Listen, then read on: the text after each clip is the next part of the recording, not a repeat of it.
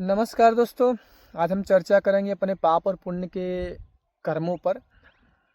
तो हम अपने विचार रखने वाले हैं। अगर आप लोगों को ऐसा लगता है कुछ इसमें मैं कुछ गलत कह रहा हूँ, कुछ सही कह रहा हूँ, जो भी आप लोगों को लगता है तो कमेंट बॉक्स में अपने प्रश्न को रख सकते हैं, जो भी आपके मन में विचार आ रहे हैं। देखिए, कुछ भी 100% नहीं होता है। मैं भी अपने विचार और अपने अनुभव रखता हूँ, और आप लोगों के माध्यम से ही मैं रखता हूँ। आप लोगों के दिए गए प्रश्नों उसके माध्यम से देखिए पूरी डायरी पूरी हो चुकी है। तो मैंने सोचा कि सामने से तो एक एक कोई देता रहूँगा, लेकिन अगर आप लोग जैसे जो सामने सामने मिले हुए हैं, क्या कि थोड़ा चैनल बना लेता हूँ, सबको मैं आपस में जोड़ता हूँ। आप लोगों का ही चैनल है। तो आज का प्रश्न है कि पुण्य कर्मों का फल और पाप कर्मों का फल हमें स्वर्ग नरक में मिलता है कि यहाँ मिलता है। तो इस पर ये मैं अपना विचार रखता हूँ, अपने अनुभव को शेयर करता हूँ। कि देखिए, मेरा मानना ये है कि जब भगवान कृष्ण ने गीता में कह दिया कर्मण्येवाधिकारस्ते मा फलेषु कदाचन, तो कर्म का ही फल तुम्हें मिलना है। इस जीवन काल में जो कुछ भी कर्म करते हो आप, सब आपको यहीं भुगतना है। मैं नहीं मानता कि कहीं स्वर्ग और नर्क होगा भी, और होगा भी तो मेरे मन में बहुत प्रश्न उठते हैं फिर। जैसे मैंने कुकर्म किया हूँ, ठीक है, एक उदाहरण के लिए मैं बोलता हूँ। वैसे मेरी मानिए तो मैं कभी भी नहीं कहता कि आप कुकर्म करिए या सत्कर्म करिए। मैं तो कहता हूँ आप अकर्म करिए। क्योंकि अगर आप अच्छा कर्म करते हो तो आपकी उपेक्षा रहती है कि मुझे उसका अच्छा फल मिलेगा, मुझे स्वर्ग मिलेगा। तो ये हो गया सत्कर्म, उसमें भी आपका स्वार्थ है।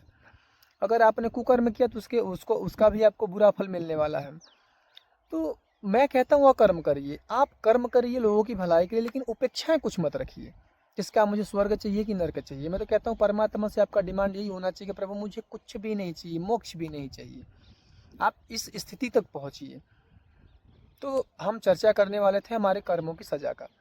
तो जैसे प्रेमानंद जी महाराज कहते हैं, या फिर तमाम साधु संत कहते हैं कि जो हमारा प्रारब्ध बचा रह गया है उसका फल हमको भुगतना होता है, इस जन्म में अगले जन्म में। ठीक है, बहुत पूजनीय है, मैं उनकी बातों का सम्मान करता हूँ। और मेरे लिए तो भाई मैं तो सभी में परमात्मा देखता हूँ। खैर, तो मेरे मन में प्रश्न उठता है ये कि अगर प्रभु हमारे प्रारब्ध का फल मुझे इस जन्म में मिल रहा है, तो जो नरक में हम भुगत के आए हैं, जैसे गरुड़ पुराणों में कहा गया है, और जो स्वर्ग में भुगत के आए हैं, तो हमारा कर्म वहाँ क्यों नहीं खत्म हुआ? क्योंकि हम अपने कर्मों का फल तो भुगत के आ रहे हैं ना वहाँ से। ऐसा कहा गया है कि अगर आप ऐसा कर्म करते हो तो वहाँ पर ये सज़ा मिलती है नरक में, ऐसा कर्म करते हो तो वो सज़ा मिलती है नरक में।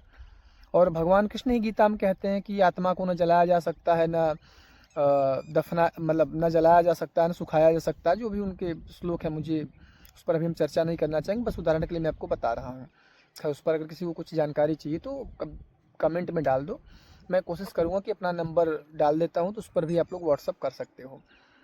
तो मैं मानता हूँ कि हमारे अच्छे या बुरे कर्मों की जो सज़ा होती है, हमें उसे इसी धरती पर ही भुगत के जाना होता है। मेरा ऐसा मानना है, ऊपर स्वर्ग है, नर्क है, ये अलग बातें हैं, हमारे शास्त्रों में है, ठीक है, अच्छी बातें हैं लोग के हिसाब से।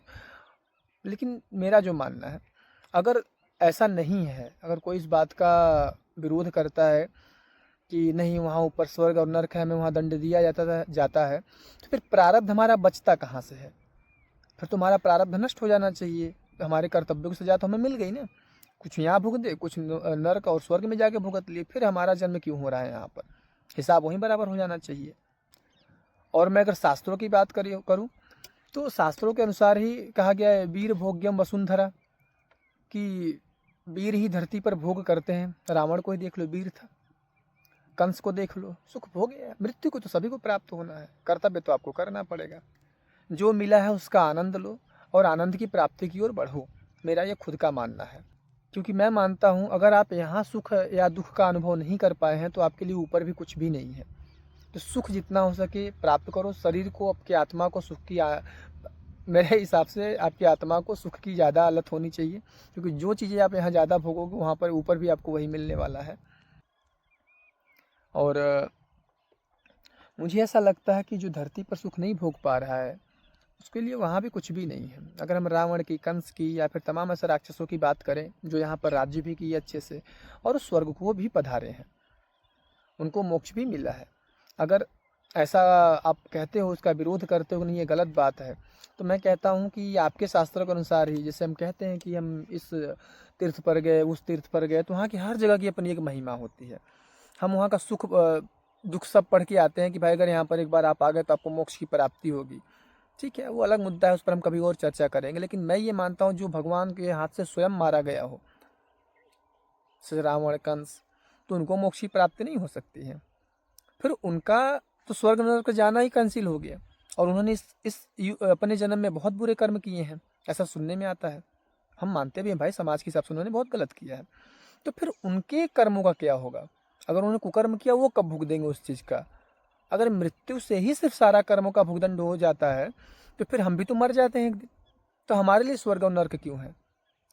तो ठीक है, अब ये शास्त्री लोग हैं, वो लोग बताएंगे, मैंने सिर्फ अपने विचार रखे हैं। तो आप लोग भी इस चीज़ को विचार करिए। आपके मन में जो कुछ भी प्रश्न आता है हमसे कमेंट बॉक्स में, और जो मेरा नंबर है सामने दिखेगा, आप लोगों को दिख रहा होगा, तो उस पर आप लोग व्हाट्सएप के जरिए या फिर कमेंट बॉक्स में डाल करके अपने मन के प्रश्नों को हमारे समक्ष रख सकते हैं। फिर हम इस पर और भी ज्ञान चर्चा करेंगे आपके साथ।